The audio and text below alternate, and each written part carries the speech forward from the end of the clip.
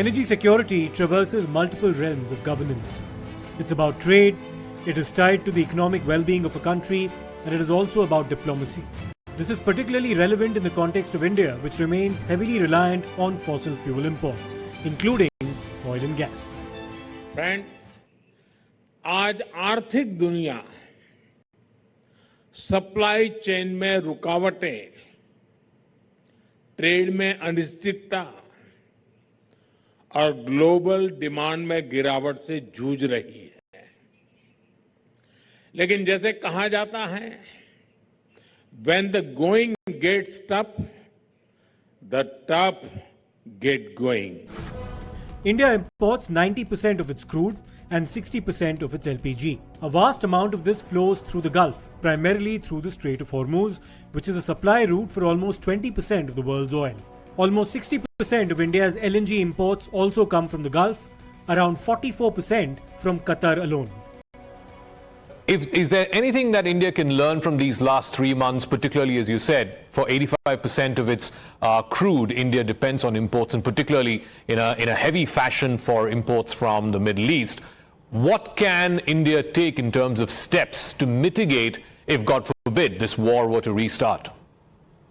It is important for India to find its own homegrown sources of fuel. You know, the shift towards renewables was already being undertaken, and I think that even more moving towards renewable energy is going to be important. That's critical for India. The other thing to keep in mind, and since there was this period of intense questioning about what one should do in terms of intervening in the rupee market, while some amount of intervention is fine, but I think it's important to keep in mind that when you have this high level of uncertainty and these are shocks arising externally, allowing the currency to depreciate to some extent is also helpful. On the 28th of February this year, when the United States and Israel began a war with Iran through a series of coordinated airstrikes, the Strait of Hormuz was directly impacted. It was, for all practical purposes, blocked. And what the world had on its hands then was an energy crisis. India was not insulated from the crisis either, but it can be said that the adverse impact on India was limited compared to elsewhere. And this was possible because of a calibrated strategy with a vision to diversify our supplies, reduce dependence on one area, boost domestic production, build requisite infrastructure, and prevent to the largest extent possible the onset of high inflation. Bharat विश्व की fastest growing major economy है। पिछले financial year में भारत की GDP growth 7.7% रही।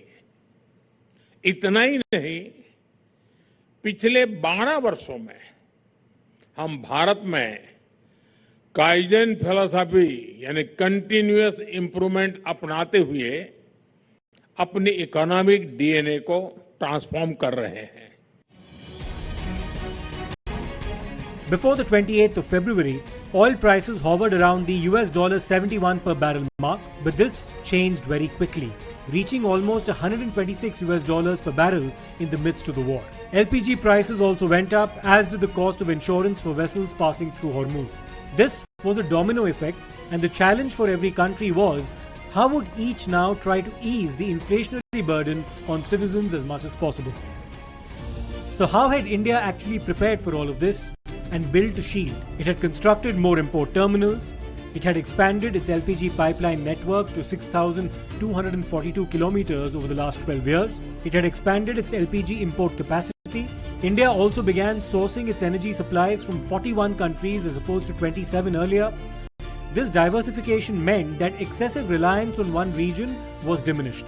The number of LNG import terminals have gone up, and crucially, in times of a crisis, the country now has the wherewithal to tap into its strategic petroleum reserves as well. Its refining capacity has also been expanded significantly. Building that buffer in terms of our domestic capability and capacity to supply the resources of energy to every household has been the single, largest imperative that has been built in the last decade. strengthened by expanding the LPG terminals from 11 to 22, having more than 23 refineries which operate both in the private and public sector space, grown the LPG pipeline distribution network from mere something like 2,300, 2,400 kilometers to now 6,200 plus kilometers. This is all the network of infrastructure which has made our country largely, even with the vulnerability of having import of crude LNG and LPG, largely a very resilient nation. So who are among India's new suppliers? Guyana, Gabon, Equatorial Guinea, and also, of course, Russia and the United States. Let's not forget that India never stopped buying Russian oil despite American penalties that were later overturned by America's own Supreme Court. Prime Minister Narendra Modi has also met Mark Carney, the Prime Minister of Canada, twice in the last 4 months. During Carney's visit to India in the month of March, the joint statement spoke of a strategic energy partnership and also expanded energy trade, including LNG and LPG. Canada has plans to produce 50 million tons of LNG per year by 2030 and 100 million tons by 2040. With the United States, India has initiated an LPG procurement agreement that will now ensure that 10% of India's LPG imports will come from North American sources. Similar agreements have been signed with Japan and Russia, and Venezuela is expected to emerge as an important partner going forward, particularly as far as India's crude imports are concerned. The geopolitical churn which we are all witnessing, I would say, is a given. Let us not wait for a time for these, for these waves to subside and life go back to say 5 years back or 10 years back. We have to be prepared for this geopolitical churn. And what has happened as a part of the geopolitical churn is there has been weaponization of economic dependencies, whether it is payment systems or critical minerals or resources or even the choke points, like Hormuz, Bab el-Mandab, etc. So what we are going through is something which will continue, and we have to actually adapt to how to deal with these kind of situations. Now, when the Strait of Hormuz was choked, the bulk of the supplies from Middle East countries stopped, except what you could get from Saudi Arab through Red Sea or what you can get through Fujairah port from UAE. And therefore, it was required that we need to change the mix, and we have to have the different sources of crude. Now, over a period, Indian refining industry has built up that flexibility and the technical competence and the complexities in the refinery configuration. That now Indian refineries can process multiple types of crudes. We process around 100 types of crudes. So that technical flexibility was one issue. The second thing was diversifying our supply sources. So we process crude from almost 41 countries now. So when this crisis came, the diplomatic channel, the commercial contacts, etc., the floating oil, so all were tapped to tie up the sources from different places other than the Middle East. So much so that our total dependence on Strait of Hormuz, which was earlier, as I mentioned to you, was almost 70%. It came down when we started buying Russian crude, but it was still around 50 to 55%. But during the crisis, we were getting only around 30% of the crude, which was from the Middle East countries through Red Sea and the Fujairah port. And rest of the thing were being sourced from other countries, and which include the variety of countries, the African countries, US, Russia, even Angola, Brazil, Venezuela. So host of the countries we have brought the crude. Serious diplomacy was at work even during the war, as India kept talking to the United States, Iran and the Gulf countries. An interministerial coordination group was formed. The Ministry of External Affairs directly dealt with the Iranian embassy in New Delhi to coordinate and secure clearances for the safe passage of India-flagged ships through the Strait of Hormuz. The Indian Navy was roped in to get in touch with these vessels and escort them safely. There were ministerial visits to Qatar, UAE as well as Saudi Arabia, and at least 12 India-flagged vessels passed through the Strait of Hormuz during the war. And since the signing of the Memorandum of Understanding between the United States and Iran, until the 23rd of June, another 11 had passed through. In the last 4 months, we have witnessed a highly volatile crude market, which makes that retail selling price of petrol, diesel, LPG have to go up. But state oil marketing companies have not passed on to the burden to the customers. In this, I'll just share that partially it has been supported by the government by reducing the excise duty in March. But later on, it was oil marketing companies, especially state owned oil marketing companies, have been absorbing these under recoveries. And I think in recent only this year, it has been softened, and maybe now things are much better. What did all of this mean? It meant that supplies did not run dry, our petrol pumps had adequate fuel, panic was averted, our energy ties strengthened, and more sources tapped into.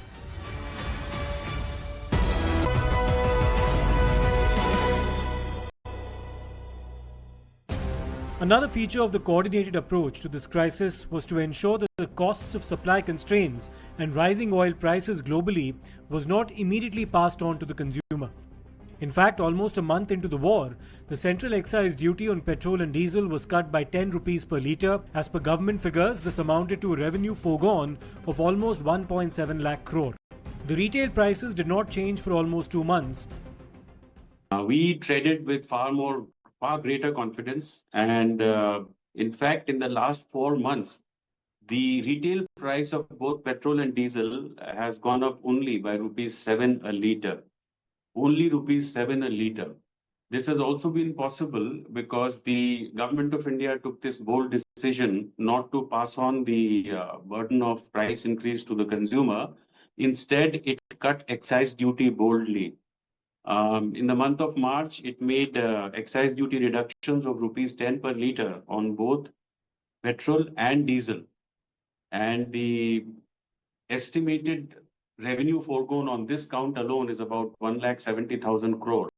So it was a bold policy level political decision taken by the government of India, as a result of which the ordinary consumer has not felt the pinch. Now, the oil marketing companies obviously have incurred sufficient, in fact, considerable price under recoveries.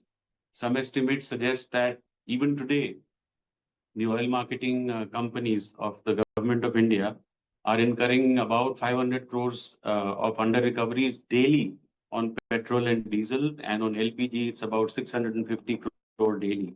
But this is only to basically harness or emphasize the point that once the government decides to take the burden and not pass it on to the consumer, then it becomes the responsibility of the government to compensate the oil marketing companies, because all said and done, the oil marketing companies were able to heroically, overcome this crisis because of the capacities they have created over the last decade or so.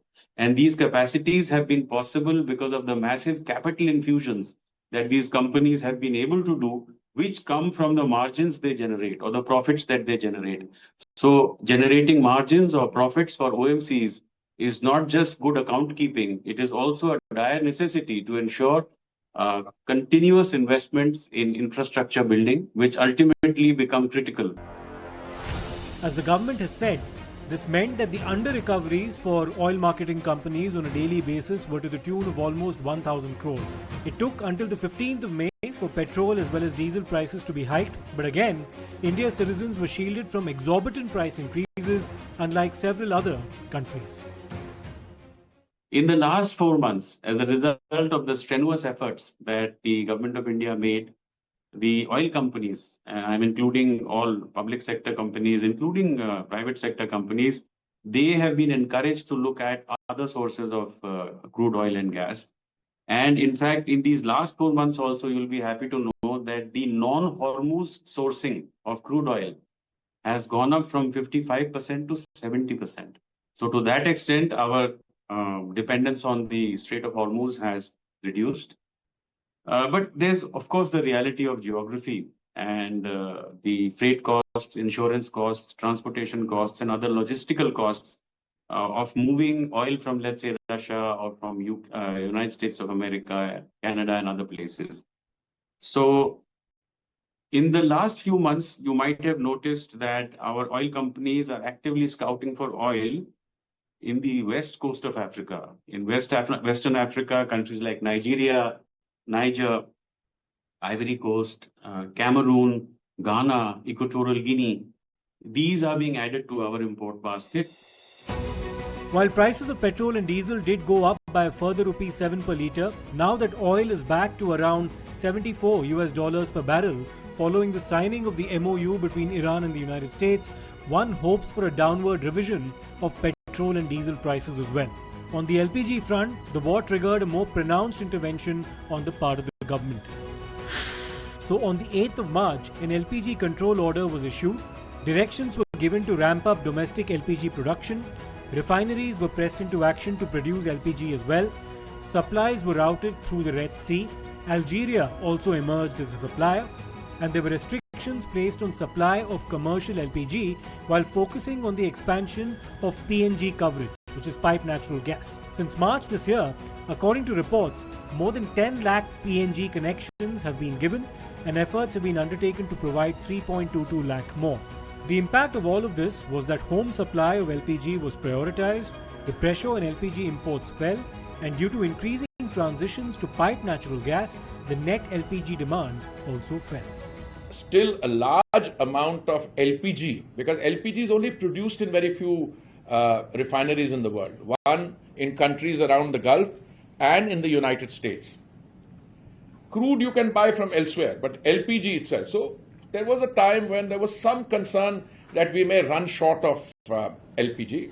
But even at the height of the crisis, I don't think we were ever less than 45 days, 46 days. Secretary, correct me. Once again, a transition like this requires planning and the existence of requisite infrastructure. Over the last 10 years, city gas distribution networks have grown from 55 to 300 as per government figures, and LNG regasification terminals have gone up from 4 to 8. This particular thing in three parts, like one is downstream side. If I say downstream side, Pradhan Mantri Ujjwala Yojana, yes, it was a big reform in last 10 years. If I really see wherein we have reached to the almost each and every house across the country, LPG means as a cooking fuel has reached. CGD, city gas distribution has also expanded and means now almost covers the entire country, though the real proliferation may still take some time because it's a highly capital intensive and infra related expansion. If I really see the major policy decision in terms of energy security, probably what we saw as this Oil Field Regulation and Development Amendment Act in 2025. Basically, I think the way we have opened up India for further oil exploration, I think the results will be coming in next 5 to 10 years, because it is again a highly capital intensive and high lead projects.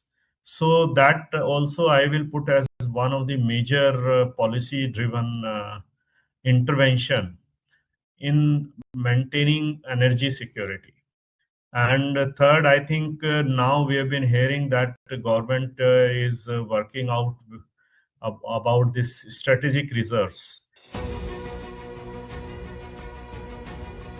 So the overall approach has shown a determination to avoid panic, ease the burden to the largest extent possible on the consumer, and secure our needs through deft handling of foreign policy. But energy security should also eventually result in energy independence. The scaling up of renewables and biofuels is imperative, blending mandates that facilitate this transition, and eventually reducing our dependence on fossil fuel imports is a key priority.